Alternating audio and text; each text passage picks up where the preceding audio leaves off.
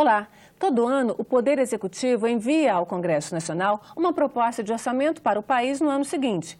Uma comissão de deputados e senadores avalia os números do Ministério do Planejamento, recalcula a previsão de receitas e redistribui uma parte dos recursos para áreas que os parlamentares consideram prioritárias. Na agenda econômica de hoje, nós vamos conversar com o relator geral do orçamento de 2017, senador Eduardo Braga. O relatório final está pronto para ser votado. Senador, muito obrigada pela sua presença aqui na Agenda Econômica.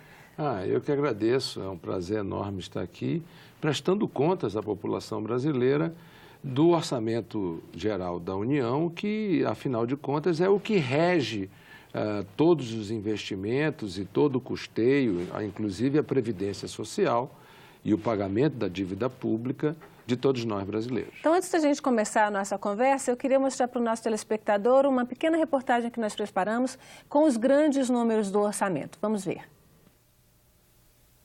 O projeto orçamentário de 2017 prevê a arrecadação de 3.489,2 bilhões de reais. Esse montante deve ser dividido para todas as despesas da União.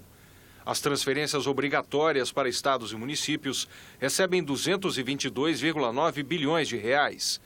A Previdência Social fica com 562,4. O pagamento e os encargos do funcionalismo público dos três poderes levam 285,5 bilhões. O abono seguro-desemprego recebe 57,4 bilhões. O item Outras Despesas Obrigatórias e Discricionárias, fatia que engloba Bolsa Família, saúde, educação, custeio da máquina pública e investimentos em infraestrutura, fica com 638,7 bilhões. Mas a maior parte do orçamento vai para o pagamento da dívida pública, 1.722 bilhões e 300 milhões de reais, o que significa mais de 49% do orçamento.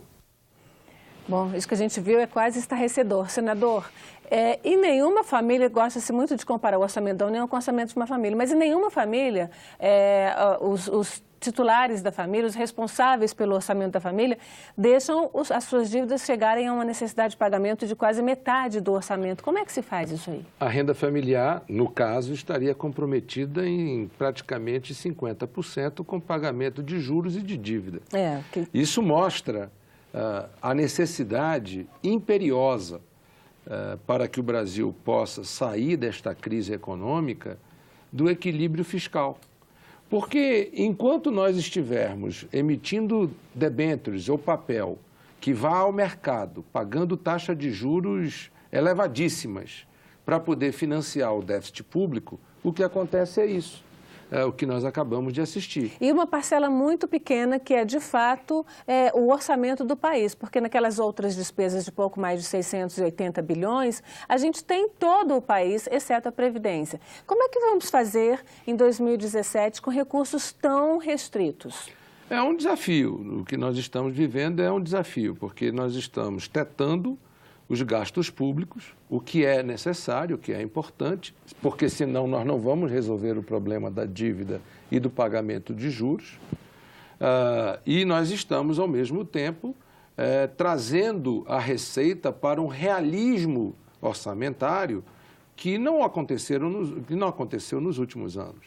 Então, nós estamos fazendo um orçamento muito mais realista, portanto, muito mais enxuto, um orçamento que traz o reconhecimento já no seu encaminhamento ao Congresso de um déficit de 139 bilhões de reais, ou seja, nós acabamos de ver que 139 bilhões de reais de déficit é praticamente a metade de tudo que se paga para os estados e municípios.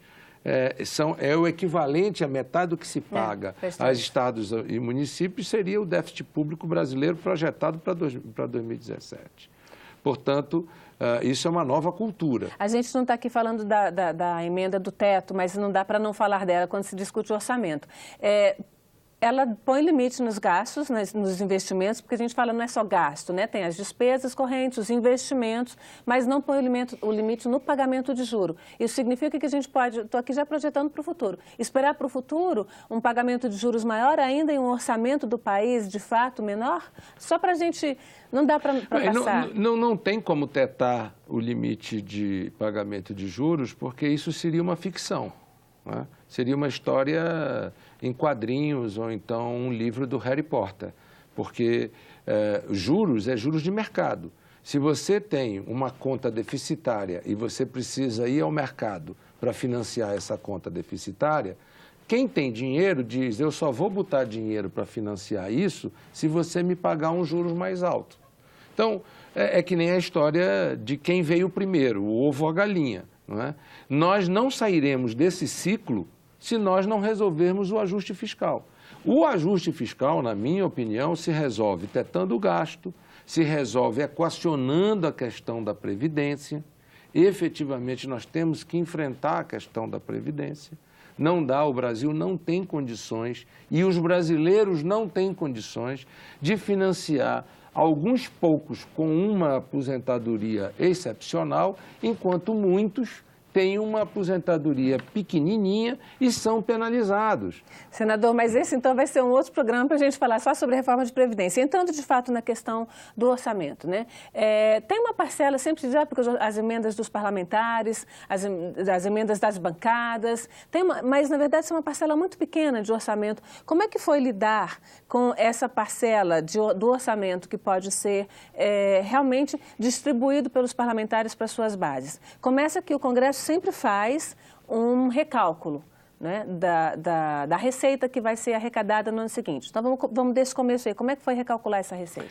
Esse ano, tivemos um realismo com relação à receita. Veja que a revisão da receita foi incrementada basicamente pela repatriação de recursos. Da primeira fase? Da segunda fase. Entrou a segunda? Porque a primeira foi usada no orçamento de 2016. Ela teve impacto porque aumentou o teto do gasto no quinto bimestre, o que projeta um aumento no teto do gasto para 2017. Certo. Isso trouxe um novo teto de gasto da ordem de 9 bilhões de reais.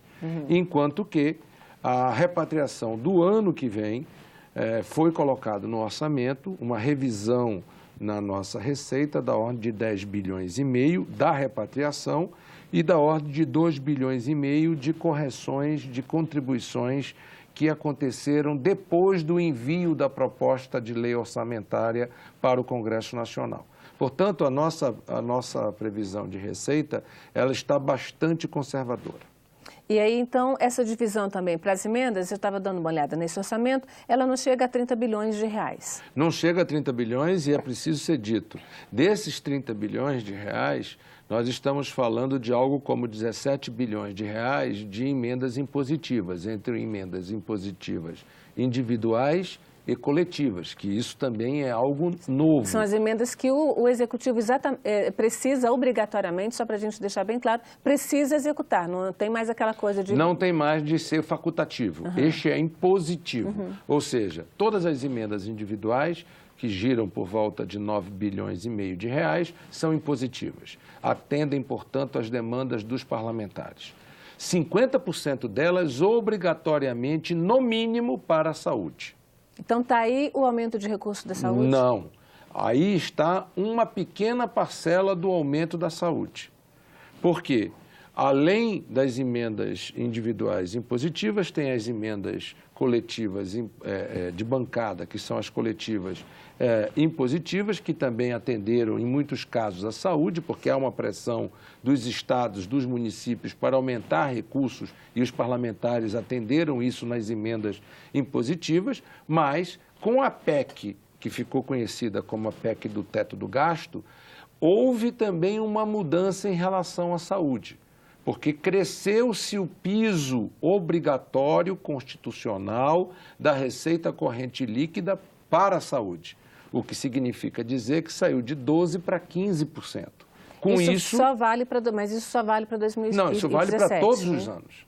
Para todos os anos doravante, nós teremos, dentro do teto do gasto global, obrigatoriamente que aplicar 15% para a saúde, sobre a receita corrente líquida.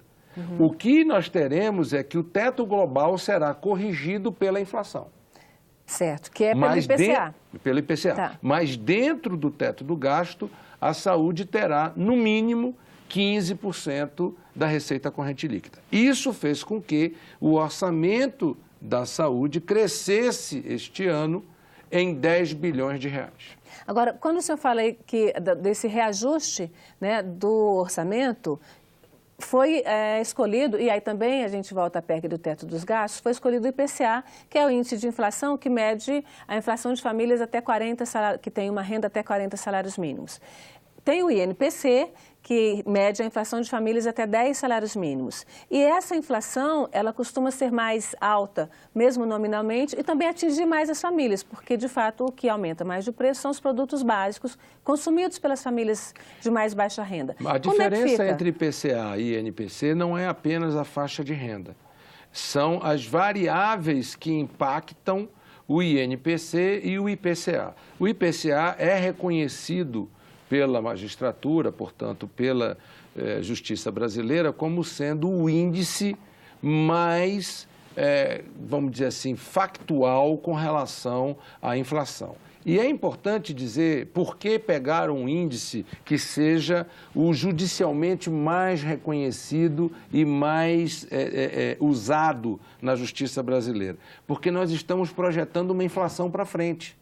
Ora, nós temos um fundamento na nossa economia brasileira que está baseado em controle na inflação, controle fiscal, controle tributário e financeiro. São esses 4 grandes fundamentos da macroeconomia brasileira. Se nós começarmos a indexar os gastos futuros por um índice de inflação que está acima da média praticada nos negócios da macroeconomia brasileira, nós estamos projetando uma inflação futura, o que não é bom para o assalariado e não é bom para a economia brasileira. Portanto, o IPCA é o índice corretamente administrável para essas soluções.